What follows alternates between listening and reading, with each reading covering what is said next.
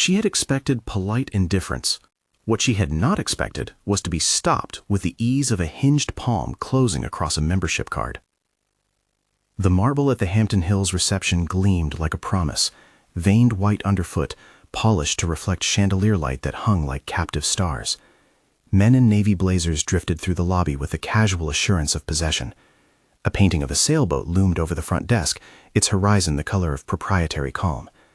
Vanessa Johnson walked beneath it with a folder under her arm, heels tapping a measured cadence. Her blazer was dark and tailored, her shirt pale enough to read urgency against, and there was an ID badge clipped to her portfolio that read, Taylor Investment Group Audit Team. The man behind the desk, Bradley Stevens, general manager, did not look at the badge. He looked at her. There was the polite opening smile of someone practiced in hospitality, the brief tilt of deference to expectation, and then his eyes slid past what she had prepared for, the name of her firm, the corporate letterhead printed on the page he had no intention of reading. His gaze narrowed in a private calculation that hardened into a public decision. "I'm sorry, ma'am," he said, slow and measured so everyone within earshot could tune in. "This is members only." It was a sentence designed to settle an argument without having to count votes. Around them, conversations dipped. A waiter paused mid-step like a metronome stilled. She could see the watch on his wrist, a simple silver band, his cuff precise. There was a soft rustle of silk blouses and the clink of a fork against china. A few heads tilted, the predator's curiosity disguised as casual observation. Vanessa's first move was not visible to the room. She let the moment compress into a line of calculus. The public denial was a wound, yes, but it was also an opportunity, a recordable event, a witnessed slight.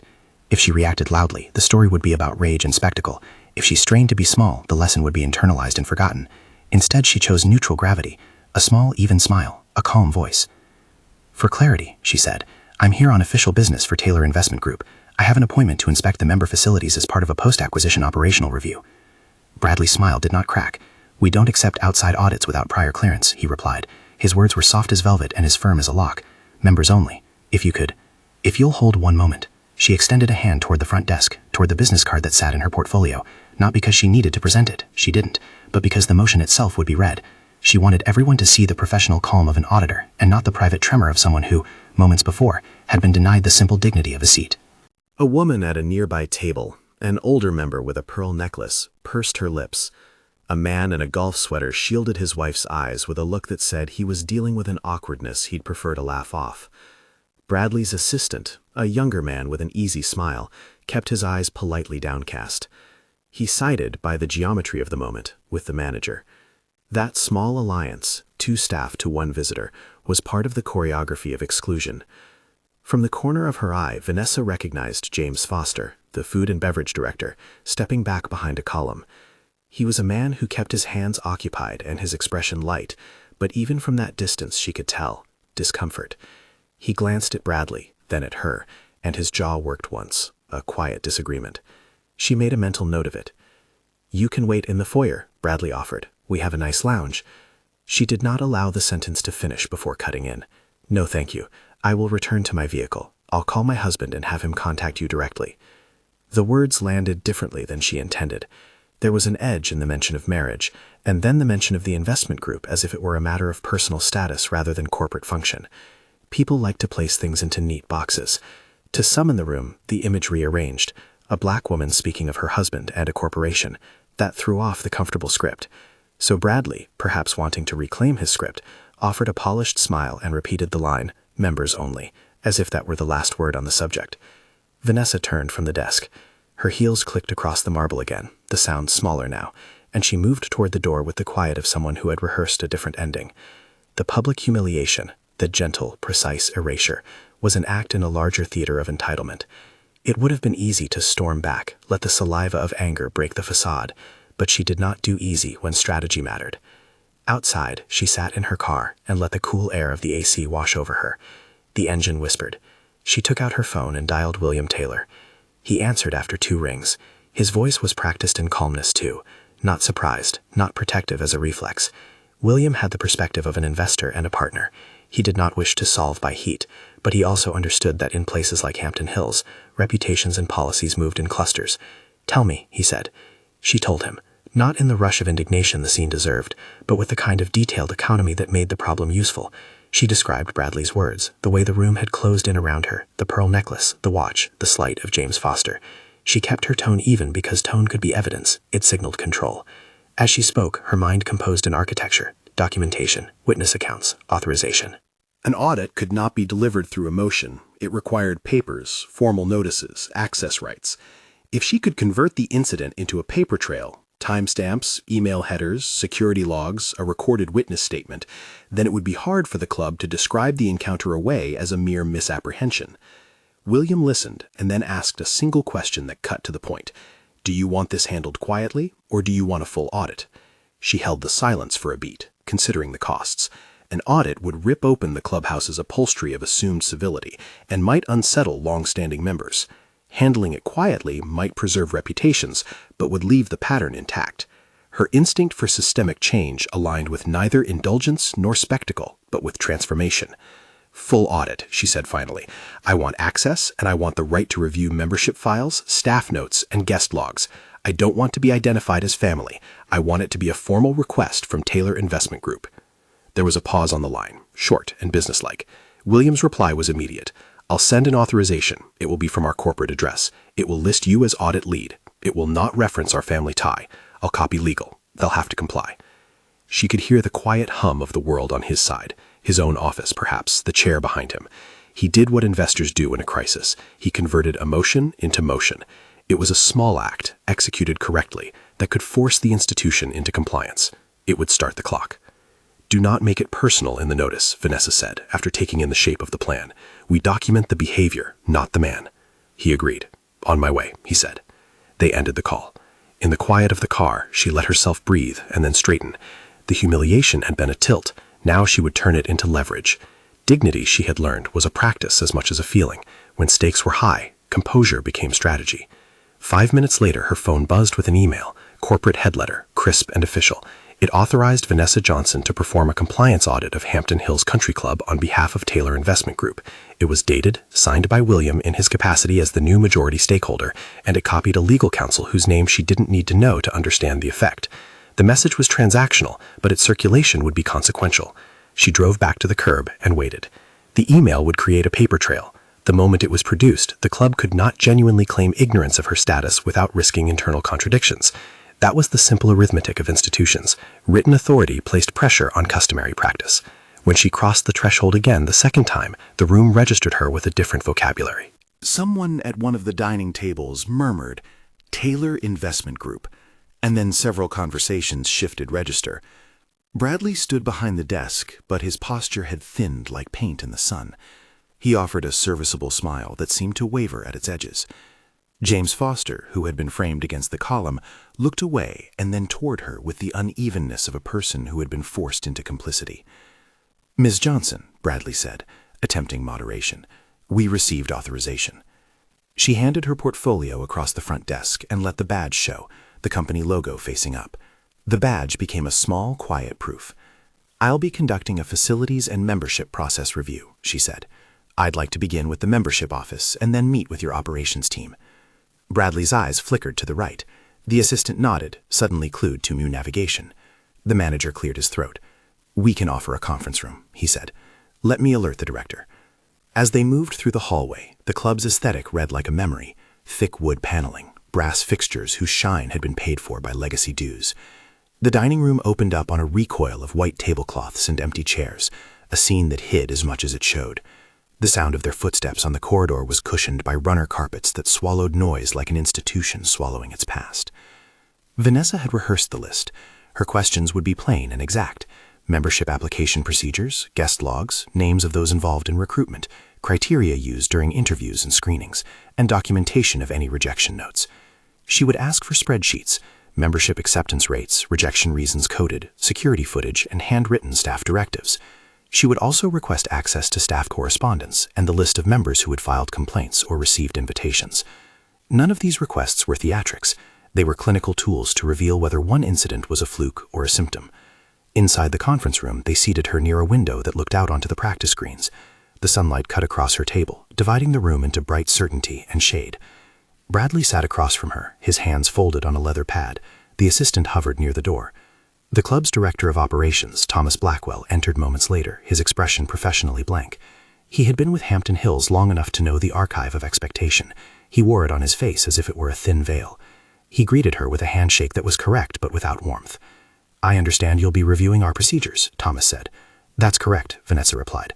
"I'll need access to membership files, application logs, and staff notes related to membership processing for the last 2 years. I'll need to see your acceptance and rejection criteria and any correspondence regarding appeals."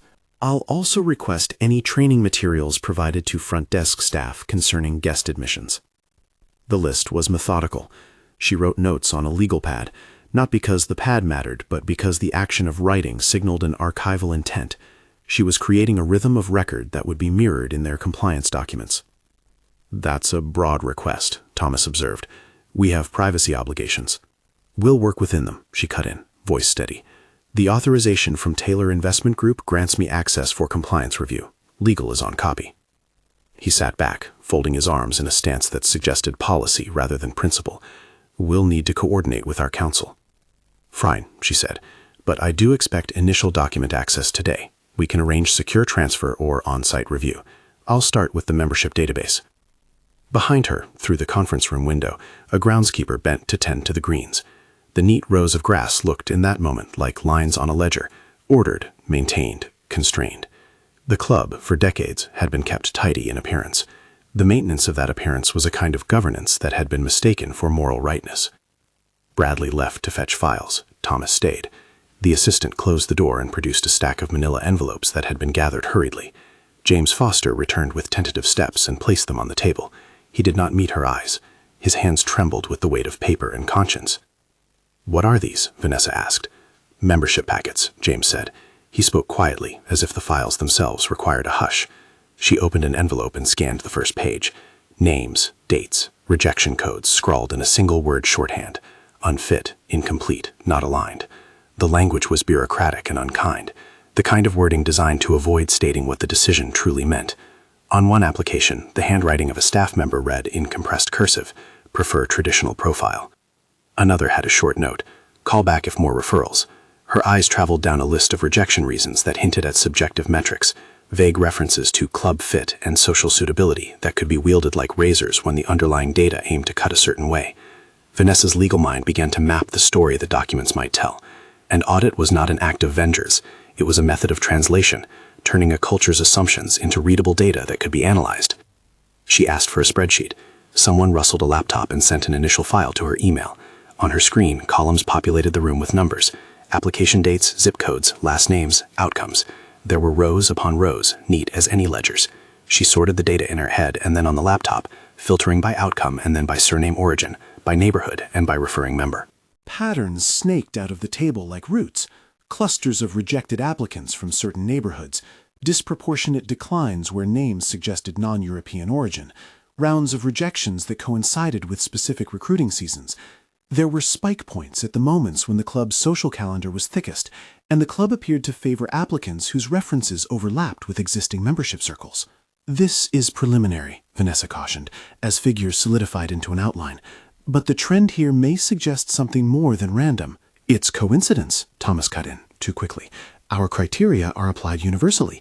We assess fit, financial stability, member references." "You do assess fit," she agreed. "But what fit means is subjective until you can show it isn't applied differentially."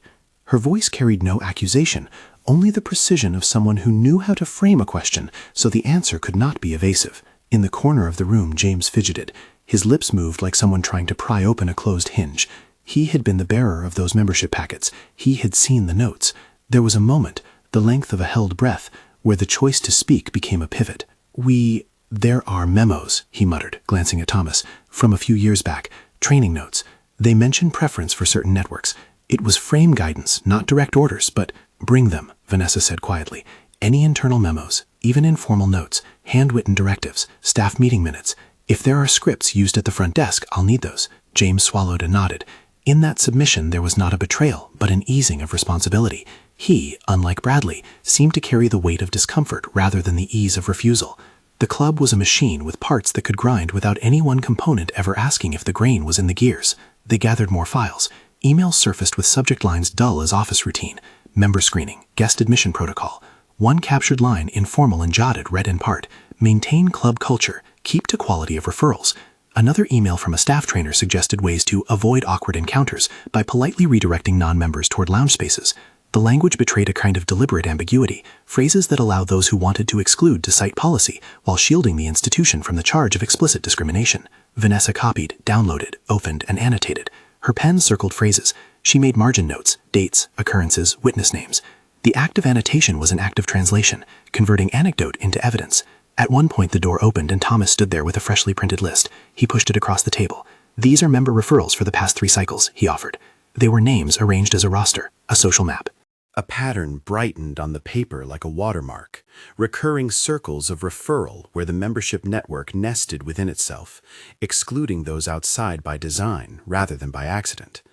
The more she looked, the clearer it became that exclusion had been rationalized as curation. Vanessa's notes grew longer.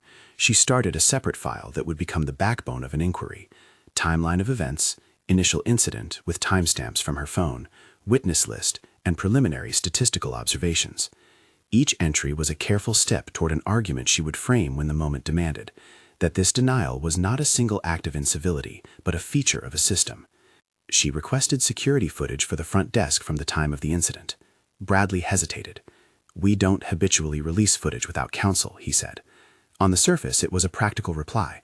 Behind it was the kink of a reflexive defense mechanism. But once counsel was looped in and the corporate authorization cited, the footage was scheduled for review in a secure room. Even the resistance to releasing the tape became, in the architecture of an audit, an element to be recorded. As paperwork arrived, another piece of the puzzle showed itself. Small slips of paper with shorthand instructions passed from desk clerks to each other. On one slip, a manager had written in a hurried hand, "Non-member, politely redirect to lounge, avoid public scene." On another, a line read, "Prefer referrals from established members. Note, sensitive cases escalate to GM." Such notes had the intimacy of a whisper and the force of a rule. They were not explicit in the language of law, but they carried the logic of exclusion, guidance that shaped behavior without taking formal responsibility. Vanessa photographed each slip. She printed the emails and stamped them with the time she had received them.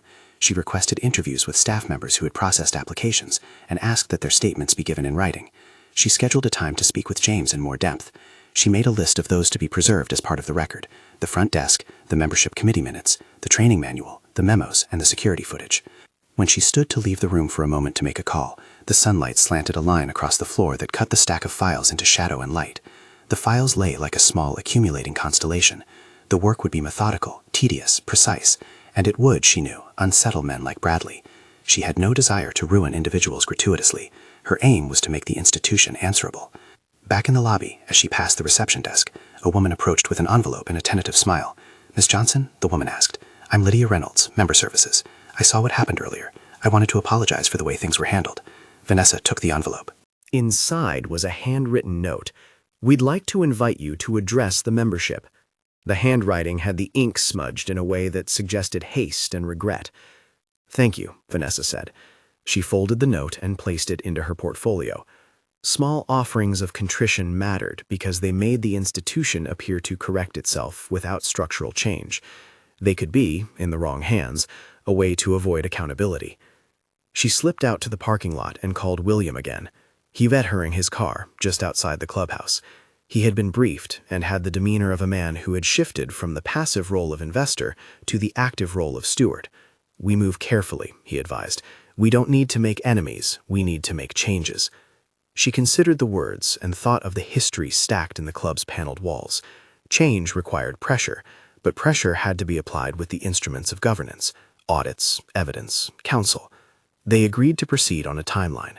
The authorization had created access. Now the job was to document and then to compel corrective action through formal channels. That evening, in the quiet of their kitchen, Vanessa opened her laptop and began to assemble what would become the initial report. She drafted a summary for William: facts, witness accounts, preliminary trends, a schedule for interviews. In the margins, she wrote questions she would ask when she met with the board. How long had these practices been in place? Who had authorized the training notes? What oversight existed for the front desk? How did referral patterns develop, and who monitored them? Her work was not rhetorical. It was a ledger, a way of converting indignation into evidence. She understood that the public humiliation at the desk would resonate for those who had watched it unfold. It could be a trigger.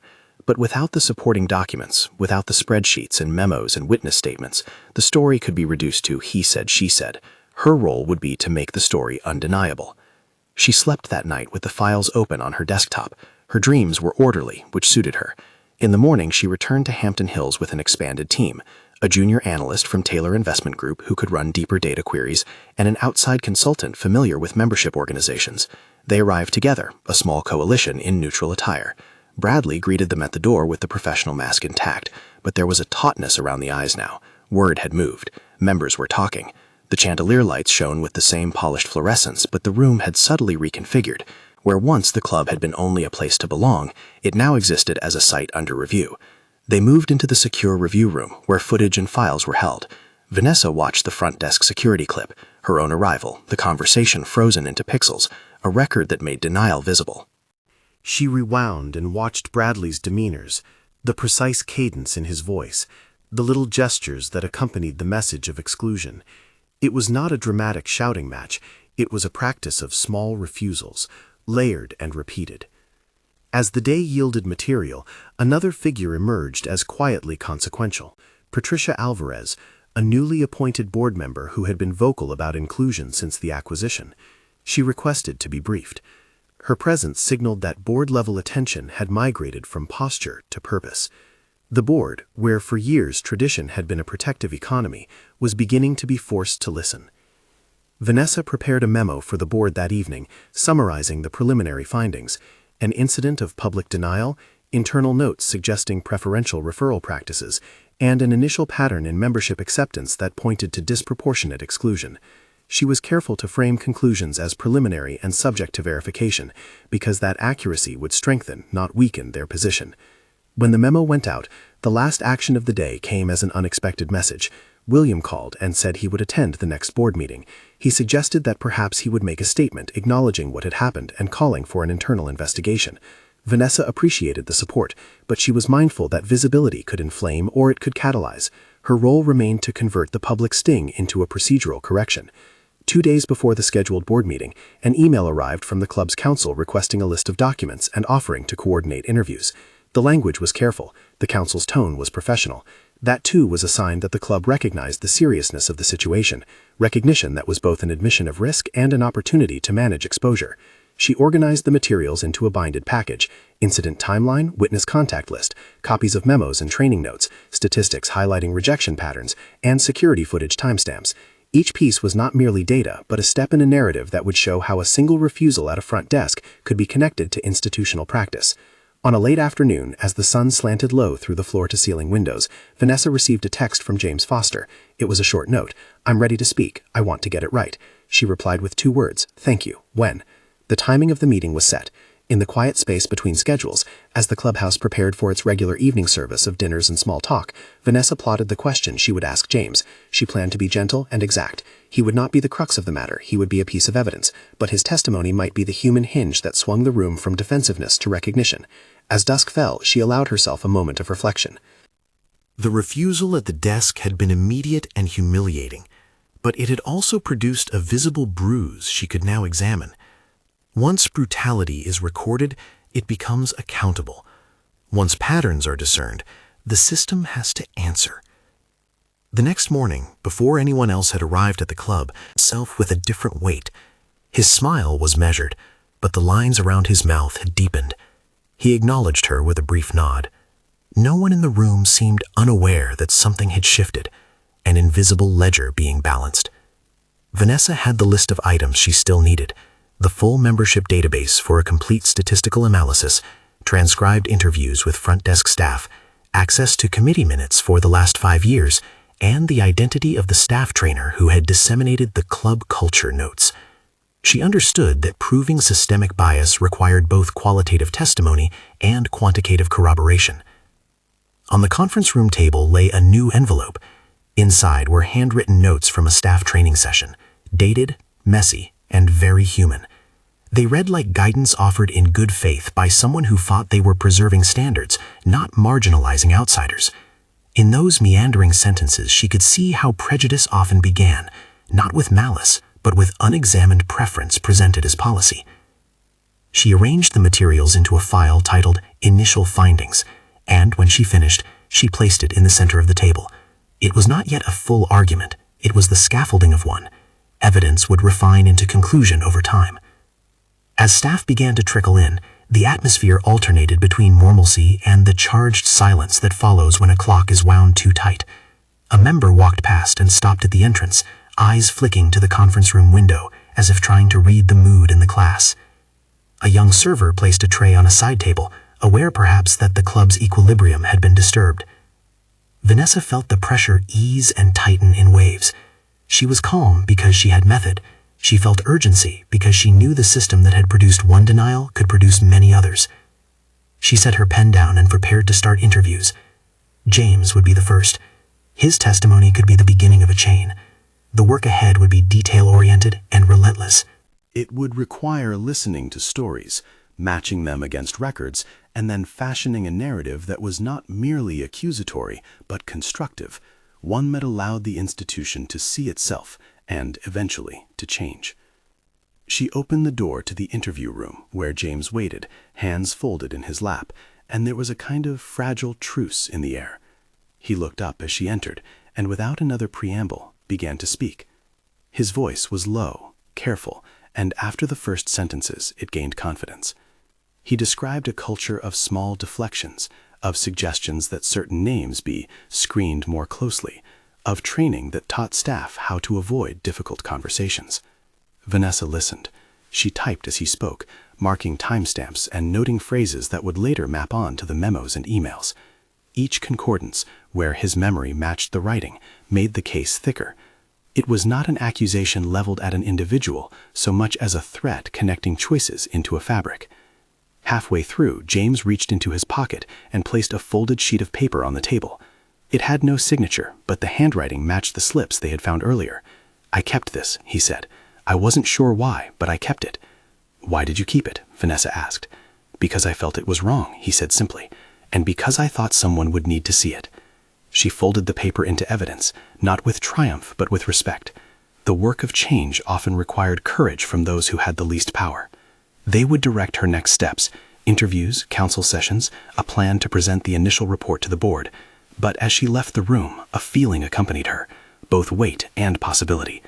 Bradley's denial had been a hinge that, when pulled, opened a more private door into institutional behavior. The hinge creaked now, and the more she pushed, the more it would reveal. Outside, the groundsman was collecting rakes, aligning them like lines on a page. The club had always been neat. What had been hidden in the neatness she had started to find. The next act would be to convert those findings into decisions the institution could not ignore. She returned to her table, piled the files into the blue binder labeled with the date, and closed it with a small deliberate snap. A board meeting would be scheduled. Council would ask questions. Members would be made uneasy. That was the machinery of accountability. It always began with discomfort. As she packed up, her phone buzzed with a group message from William. "Board is meeting Friday. I'll be there. Let's be precise." She typed back, "We will be," and the text felt like a promise, not of reckoning, but of the rigorous work that precedes it. She walked out of Hampton Hills with the binder at her side, the evening air cool against her face. The marble lobby was tucked behind the revolving door, and for a moment she looked back. The chandelier cast light through the glass, and inside, the club continued to breathe. Members at tables, staff moving like they had always moved. But the dynamics had shifted. The decision made in a moment of demeaning dismissal had set into motion a sequence of events that would bring scrutiny to rooms that had grown comfortable in presumption. The first phase of work, the conversion of a public wrong into recorded evidence, was done. What remained was the more complicated part, translating evidence into institutional change without simply swapping personnel and leaving the culture untouched. That task required precision, coalition, and an insistence on systems rather than scapegoats. She slid behind the wheel and drove away with the binder on the passenger seat, the headlights cutting a line through the evening. Somewhere ahead, the board's list of questions was being prepared. She expected guarded responses and a flurry of counsel. She also expected surprises, documents unearthed, alliances shifted, apologies that were iterative rather than transformative.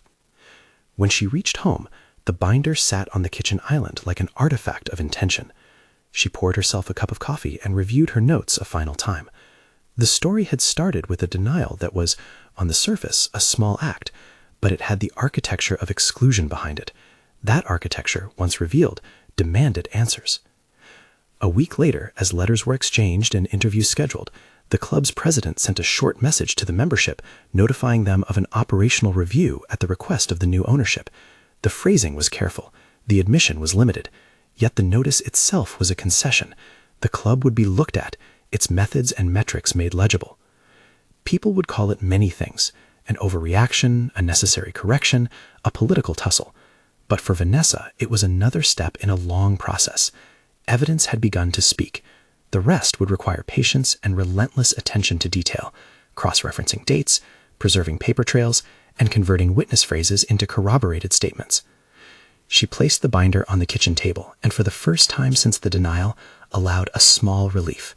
The public scene at the desk had been the spur. The audit was the tool. If institutions were to change, it would not be by outrage alone, but by the slow work of making decisions transparent and accountable. As the sun rose the next morning, she opened her laptop and began compiling the witness list for the board. She added James Foster at the top. She added Lydia Reynolds, who had left the handwritten apology. She added the front desk clerks who had signed the slips. Her list grew detailed: names, positions, likely availability, and a brief note on what each testimony might reveal. There was one name she hesitated to add immediately: Bradley Stevens. His role was central, and his testimony would be telling, but she understood how a defensive posture on the part of management could transform an inquiry into theater. Her strategy was to assemble the facts first, present them accurately, and then invite management to respond within a framework that required evidence rather than rhetoric. She closed the laptop and walked out to the front yard. The neighborhood stirred awake. Children waited at the corner for a school bus.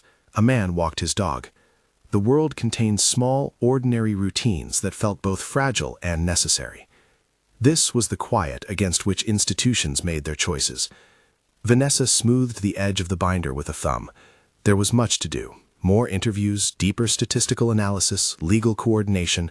There would be pushback, defensiveness, and perhaps attempts to shift the narrative.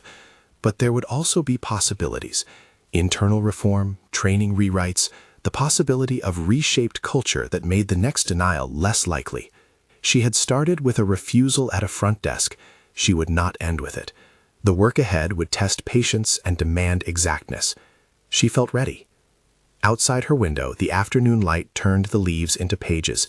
She opened the binder once more and began to outline the presentation she would make to the board: top-line findings, evidence exhibits, recommendations for immediate interim measures. The board needed to know what they were up against, but more importantly, they needed to know how to fix it.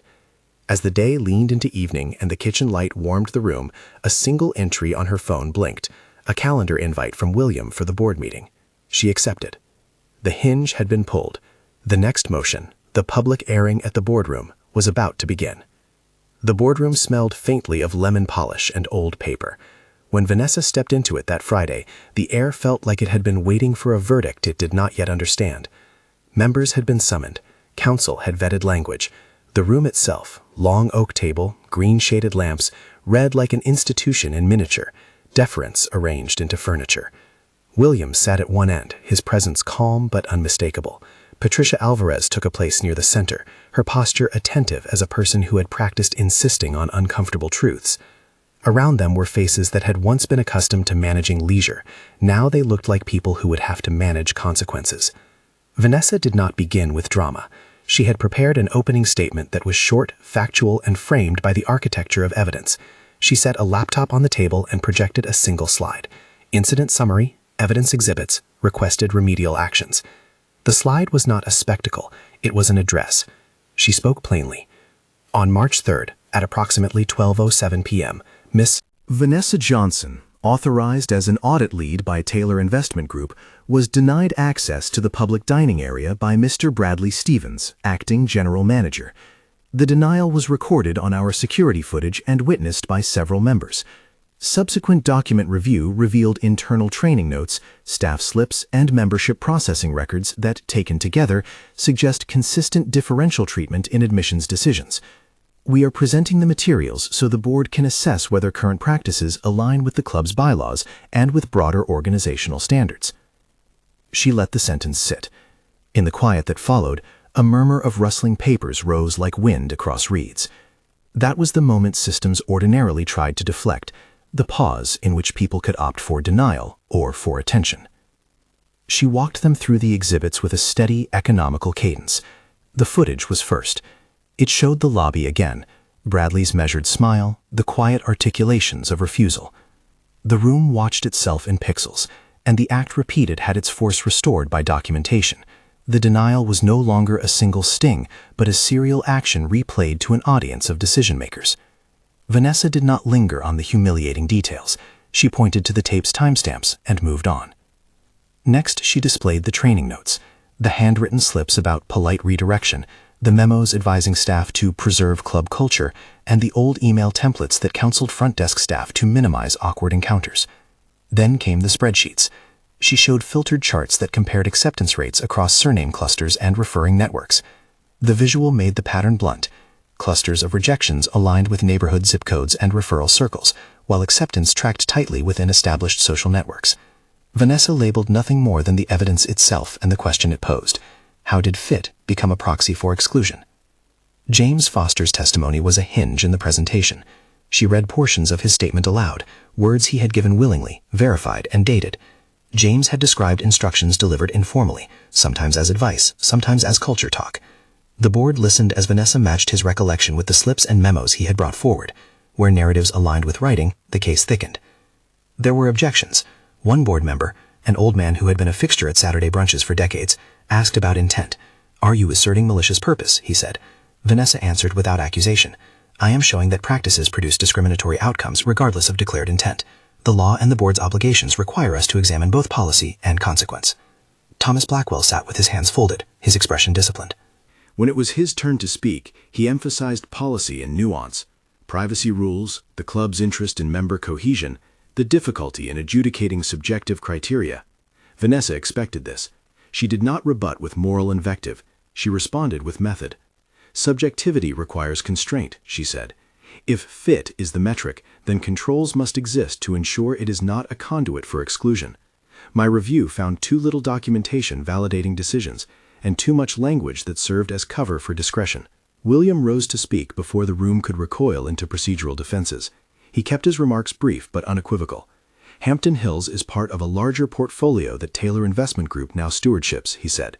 "We bought this club with the expectation that it could meet modern standards of governance and inclusion. What occurred in the lobby is not merely an embarrassing episode, it is evidence of broader governance failures. I support a full independent review, immediate interim measures, and transparency with the membership." Those words had immediate effect. Patricia leaned forward and asked for specific interim measures, immediate training suspension of the staff trainer, placing management on administrative leave pending investigation, and an external auditor to verify the data. Council interjected on process. The board's bylaws required votes. The motion to place Bradley and Thomas on administrative leave passed by a slim majority. The decision was procedural, a suspension, not a judgment, but it signaled an institutional shift. The club would not allow management to shepherd the inquiry into quiet corners. Bradley's reaction was a study in defensive composure. He protested the move as disproportionate and threatened procedural objections through counsel. His voice had the brittle edge of someone who believed his position had been his shield. When pressed about the memos and training notes, he claimed they were well-intentioned templates misapplied by junior staff. His account was plausible as a narrative, but it did not reconcile with the concordance of documents and testimony Vanessa had assembled. After the board adjourned to form committees and council to discuss next steps, the club issued a short notice to the membership that an operational review was underway and that a portion of management was temporarily relieved of duties pending investigation. The language was careful, the admission was limited. Still, the notice moved the incident from a minor social embarrassment into the domain of governance. The week that followed was a study in process. Council coordinated interviews. Vanessa and her team continued data analysis, working long hours to cross-verify names, dates, and notes. James did additional interviews. He turned over more slips he had kept, each one a small human confession of how guidance could be mistaken for policy. Lydia Reynolds drafted a public letter of apology in nervous fonts and asked whether it was adequate. Vanessa advised restraint. Apology without structural change risks becoming an inoculation against accountability. Media interest arrived on the club's periphery. A local paper called A member quietly forwarded a short clip on a private social channel. Vanessa did not seek the attention, but she could not prevent it. The framing outside varied. Some described a power struggle between new ownership and long-standing members. Others centered the story on race and exclusion. Vanessa let counsel speak to press inquiries and kept her focus on evidence and process. She had seen enough cases to know how narratives could fracture into unhelpful polarities. She wanted the discussion to remain anchored to the documents. In the investigation's formal phase, counsel arranged for an independent external auditor to join the process. The auditor's role was precise: to verify data integrity, assess membership decision criteria, and recommend policy changes. Vanessa provided the binder of exhibits and the database queries she had run. The auditor confirmed that the sampling showed anomalies consistent with selective screening. Their independent report used softer language than Vanessa's internal memo. It spoke of patterns of disparate outcomes and insufficiently defined admission criteria. But the effect was the same. The club faced not a singular mistake, but the evidence of structural drift. Administratively, the club opted for a remedial path rather than immediate terminations. The board announced a mediation and arbitration framework for contested employment matters. Bradley and Thomas, now on leave, retained counsel. Some members demanded swift firings, others insisted on due process. The scene that followed, arbitration hearings, witness sworn statements, and counsel cross-examinations, could have been theater, but it played out as legal work, cold, detailed, and slow. At the arbitration, Vanessa's exhibits were entered with the same calm precision she had used in the boardroom. Counsel for the management argued that the training notes were informal and that any differential outcomes were unintentional and insufficient to prove wrongful practice.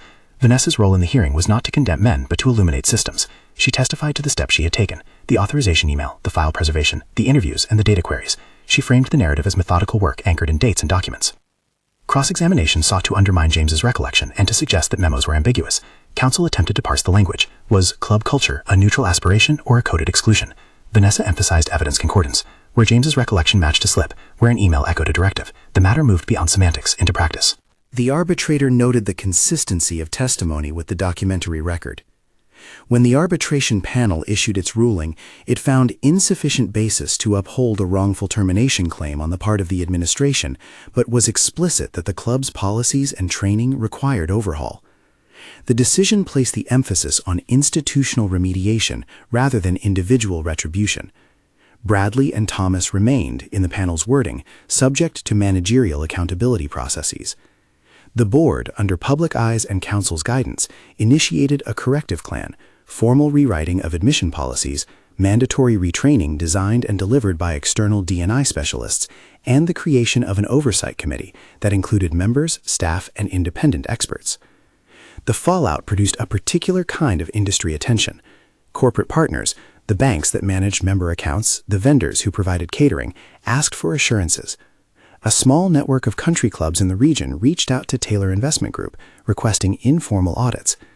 The story was becoming less about the humiliating moment at a front desk and more about governance norms in membership organizations.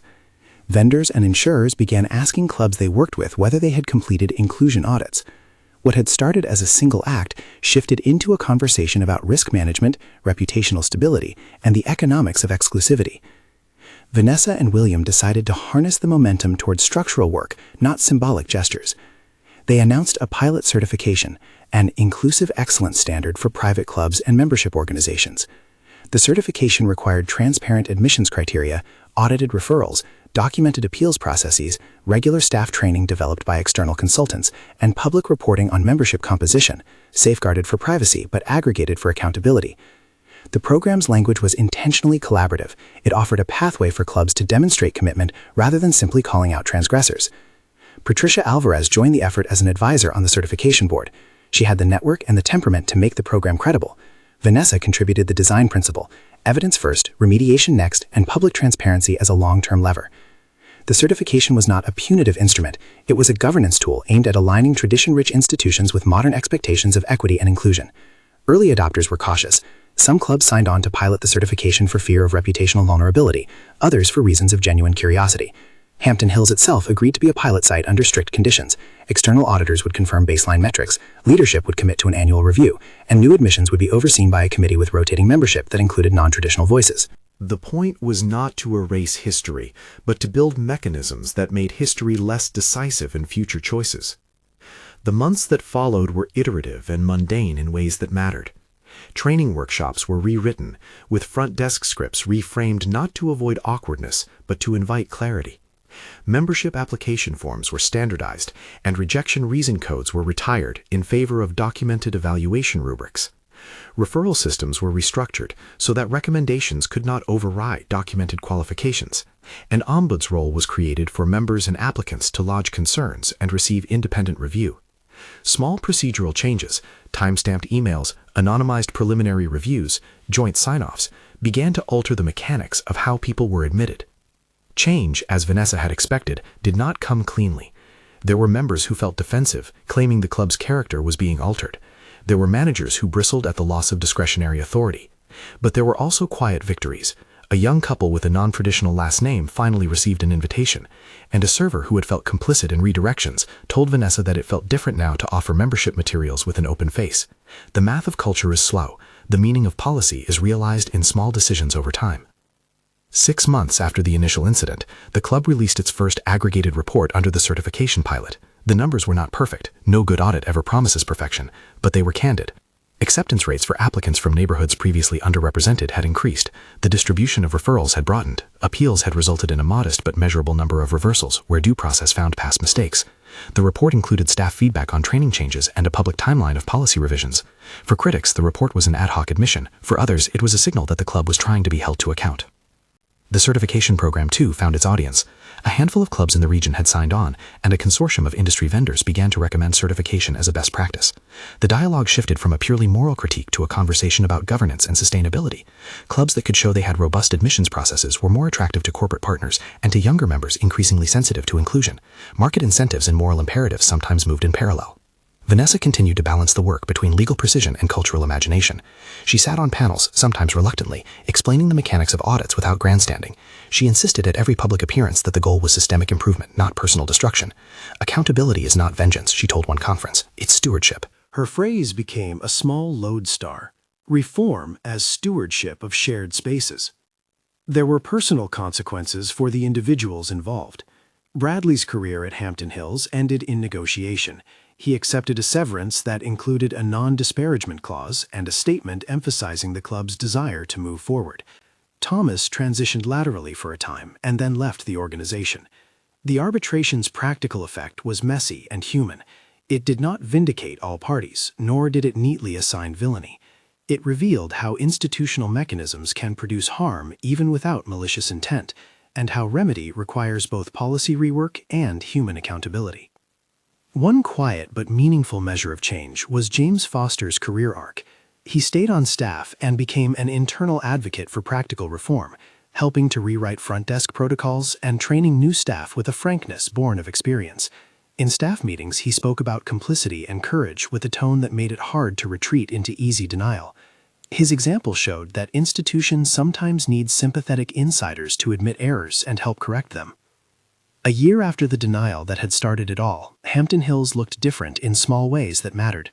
The clubhouse had new artwork in a dining alcove, prints commissioned from local artists representing a broader range of life experiences. Membership events included an outreach dinner that invited community organizations and neighborhood leaders. The board's composition included newer voices. The Oversight Committee published an annual transparency report. The club still had private rooms and reserved tea times, but the rituals that had once served as proxies for who belonged had been adjusted to create clearer, documented pathways. Vanessa's work, however, did not end at policy. She and William launched a small foundation that focused on expanding access to membership-based networks for emerging professionals from underrepresented communities. The foundation created scholarships that covered initiation fees and provided mentorships with established members who had committed to sponsoring the new members through the first year. The program acknowledged a material barrier, that club life often codified professional networks, and sought to level it without diluting the club's social fabric. The foundation also supported a fellowship that placed young professionals in hospitality and operations roles within clubs, with training focused on modern admissions practices. The fellowship's design held a double lesson. It offered pipelines for talent, and it taught future managers how to run institutions that could resist coded exclusion. Vanessa believed in building capacity inside institutions as much as holding them to account from the outside. The final public scene the club staged that year was modest and precise. They held a midday luncheon in the renovated dining alcove. The guest list included scholarship recipients, members who had advocated for change, staff, and the board's oversight committee. The mood was neither triumphalist nor apologetic. It was an afternoon of quiet reconciliation and practical conversations about the work that remained. Vanessa sat at a corner table and watched, a woman who knew that progress is rarely absolute, but is sometimes cumulative. After the luncheon, a young scholarship recipient approached her. He was in his late 20s, wearing a simple blazer, and he carried himself with the slight stiffness of someone newly negotiating a space that had previously felt out of reach. "Thank you," he said. "You helped make a place possible for people like me." Vanessa folded her fingers around the handle of her cup. "This work will outlive any one of us," she replied. "It's about making structures that hold people accountable, and then stepping back to make room for others." The young man asked a practical question about mentorship and networking. Vanessa gave him advice that was both tactical and humane. Listen carefully, document commitments, and offer reciprocity. She spoke about dignity as a daily practice, how to accept an invitation with grace, and how to insist on fairness without burning bridges. Her tone was not that of a savior, but of someone who had learned how to convert a sting into leverage, and then to spend the leverage on durable things. That evening, as the sun dropped low and the clubhouse lights warmed the windows, Vanessa drove home and parked in her driveway. The binder, now weathered and annotated, lay on her passenger seat like a record of work done and work remaining. She opened the door to her house and for a moment allowed herself the ordinary pleasure of a quiet kitchen, the hum of a refrigerator, the familiar clutter of a life that included both legal briefs and small human joys. She thought back to the moment at the reception desk, the calm clarity with which she had chosen not to be small. That choice had not been simple courage alone. It had been a practiced habit of translating harm into evidence and then into governance. The humiliation had been a catalyst, but it was the patient labor of documentation, persuasion, and coalition that created change. Vanessa's phone buzzed with a message from Patricia, an invitation to speak at a regional governance forum. It would be another public platform. She accepted, thinking of the young professionals who might find their way because someone had decided to do the tedious work of accountability. She thought about the nature of institutions, stubborn, resistant, but responsive when pressure was organized and sustained. Before bed, she opened the binder once more, scanned a few pages, and added a note to herself. Keep the focus on systems. Preserve the evidence. Train the next generation. The list was ordinary and rigorous, a reminder that work like this did not end with headlines or policy memos. It continued in meetings, in the slow rewriting of culture, and in the quiet mentoring of people who would someday inherit these rooms. In the months and years to come, the Hampton Hills story became a cautionary example, and for some, a model. Other clubs adopted certification measures. Vendors incorporated inclusion checks into vendor agreements.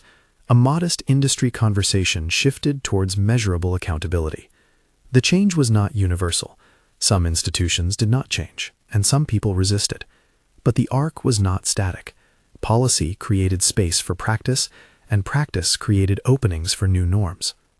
On a bright spring afternoon, a year and a half after the denial, Vanessa sat at a long table in a community center, surrounded by young professionals in a scholarship cohort. She listened as they spoke about their careers, their questions about belonging, and their anxieties about entering rooms that had once been closed. She offered practical guidance and the steadying counsel of someone who had learned how to document and how to persist. As the session ended, a young woman lingered and placed in Vanessa's hand a membership card from another club, a gesture of thanks and of invitation. Vanessa smiled, mindful of the symbolic weight of such objects. They were small tokens with large histories, and she treated them with respect and with the awareness that belonging was both a privilege and a responsibility. She left the community center and walked for a few minutes under a line of maples. The city smelled like cut grass and new paint. She thought about those moments at the Hampton Hills desk, the marble, the glint of cufflinks, the quiet architecture of exclusion, and how they had become the start of a long, ongoing project. She did not imagine the work had concluded. She only felt, with a measured quiet, that a door had been pushed open. Through it, others would walk, and with careful stewardship, make places that matched the ideals they professed. If the story's measure was dignity held under pressure, then the ending was not a final victory, but an invitation. Accountability is a practice, not a one-time act. Vanessa had turned a public humiliation into evidence, and evidence into institutional change. She had shown how leverage, used with discipline and respect, could reshape systems. The work ahead belonged to many hands. If this story resonated with you, share it with someone who cares about fairness in institutions. Join the conversation and consider how your community structures could be made more accountable. Dignity begins with what we insist upon in practice.